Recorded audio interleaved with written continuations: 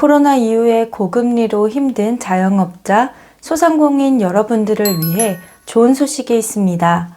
12월 21일 발표된 내용인데요.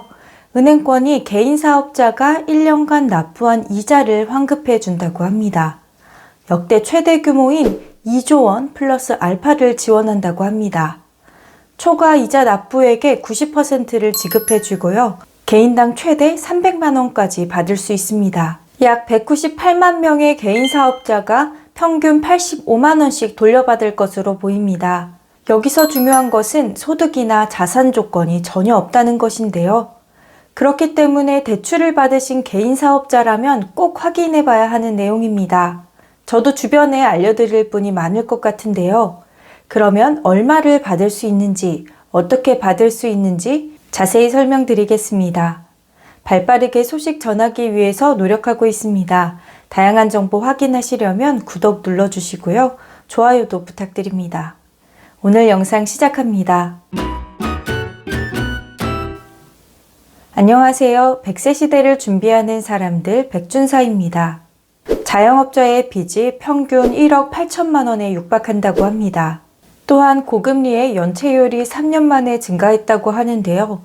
높아진 금리로 이자나 원금을 상환하지 못하는 사람들이 늘어나고 추가 대출도 힘든 상황이라고 합니다. 그래서 12월 21일 은행권 민생금융 지원 방안이 발표되었습니다.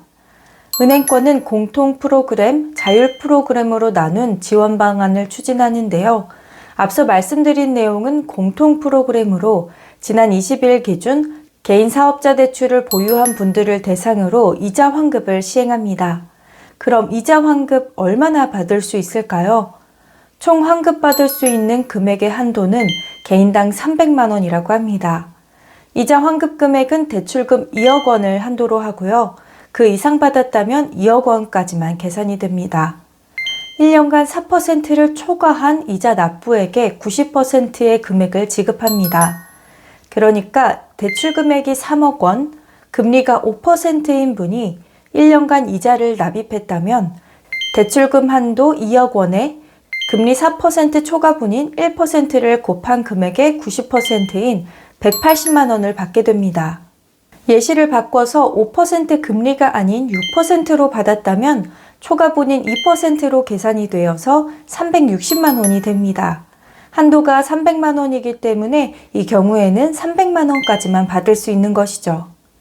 이런 이자 환급은 자영업자라면 누구나 받을 수 있는 것일까요? 2023년 12월 20일 기준 개인 사업자 대출을 보유하고 있는 분이라면 소득과 재산에 상관없이 이자 환급을 진행합니다. 20일 이전에 받은 부분에 한해서 1년간의 이자를 돌려받을 수 있습니다.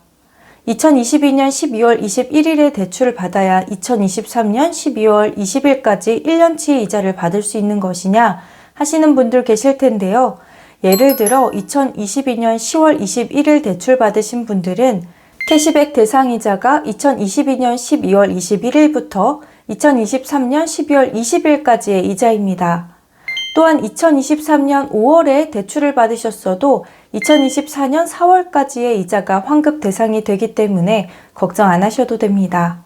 하지만 12월 20일이 기준이기 때문에 20일 이후에 추가 대출을 받으시면 해당이 되지 않습니다. 그리고 부동산 임대업종은 제외된다고 하니 이 점도 함께 참고해 주세요. 그렇다면 참여하는 은행도 알아야겠죠. 농협, 신한, 우리, 제일, 하나, 기업, 국민, 한국시티, 수협, 대구, 부산, 광주, 제주, 전북, 경남, K, 카카오, 토스은행 18개 은행이 2조 원을 배분해서 부담한다고 합니다. 그리고 개인 사업자 대출이 없어서 이번 프로그램에서 빠진 산업은행과 수출입은행은 정책금융 프로그램을 통해서 추가적인 지원을 한다고 하네요. 여기에 해당이 되시는 분들 어떻게 신청하면 좋을까요? 이렇게 이자 캐시백을 받기 위해서는 따로 신청하지 않으셔도 됩니다. 선착순이 아니고요. 은행이 자체적으로 판단을 해서 대상자를 선정한 뒤에 지원 금액을 넣어주는 방식으로 진행이 됩니다. 따로 연락을 하거나 신청하지 않아도 되기 때문에 대상자에 해당이 되신다면 기다리시면 되는데요. 그럼 언제까지 기다려야 받을 수 있을까요? 다음 달 중순까지 은행별 집행 계획을 세우고 내년 2월부터 지원을 시작한다고 합니다.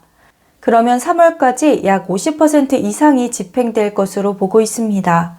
여기서 한 가지 참고하셔야 할 부분은 이자 캐시백은 각 은행의 재무 상황을 고려해서 기준을 조정할 수 있기 때문에 지방은행이나 인터넷 전문 은행은 5대 은행보다 이자 환급액이 적을 수 있다는 점입니다. 1인 300만 원인 한도액이 200만 원으로 낮아진다거나 90%인 환급률이 7, 80%로 낮아질 수 있기 때문에 이 점은 알아두셔야겠습니다. 여기까지가 공통 프로그램이고요. 예산 2조 원 중 1조 6천억 원이 쓰입니다. 나머지 4천억 원은 자율 프로그램으로 지원이 될 계획인데요. 소상공인에게 전기료, 임대료를 지원해 주거나 자영업자 외에 취약계층을 지원하는 데 씁니다. 또한 보증기관 또는 서민금융진흥원 출연 등 다양한 방식으로 활용될 예정이고요.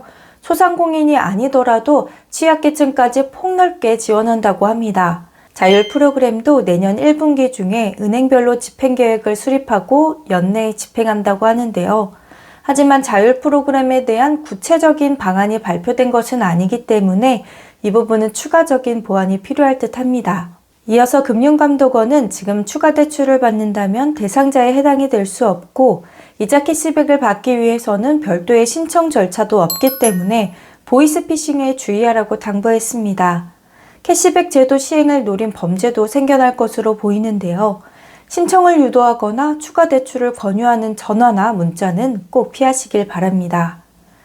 이번에 발표된 이 내용들이 금리 부담을 일정 수준으로 직접적으로 낮춰줄 수 있는 그리고 체감할 수 있는 방안이라고 하는데요.